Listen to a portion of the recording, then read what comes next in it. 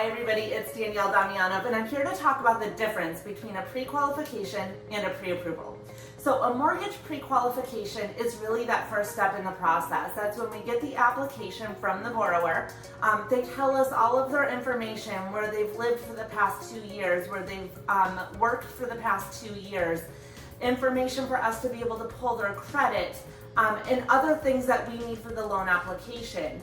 The pre-qualification is really that first step in the process, allowing us to pull credit and get as much information as we possibly can to have a good idea if that borrower qualifies. The mistake a lot of mortgage brokers make is they will then issue a pre-qualification letter based on what the borrower has told us.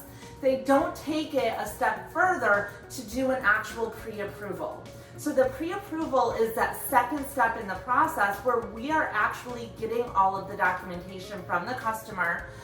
We get their W-2s, their tax returns, their bank statements, their pay stubs, so that we can do a thorough review and really make sure they qualify.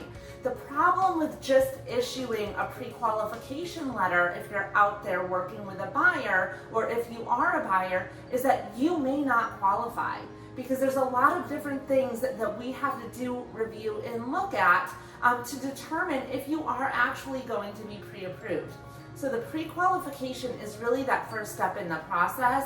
You want to make sure you're taking it a step further and you're doing an actual pre-approval. The pre-approval is that in-depth look at the customer or the borrower's information to make sure that they definitely do qualify.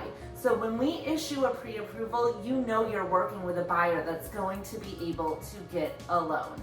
So bottom line is, you do not want to go out there looking at homes or take a buyer out there looking at homes with just a pre-qualification letter, because they may not qualify for the loan. And the last thing you want to do is waste your time and waste their time making offers, driving around looking at properties if they don't actually qualify.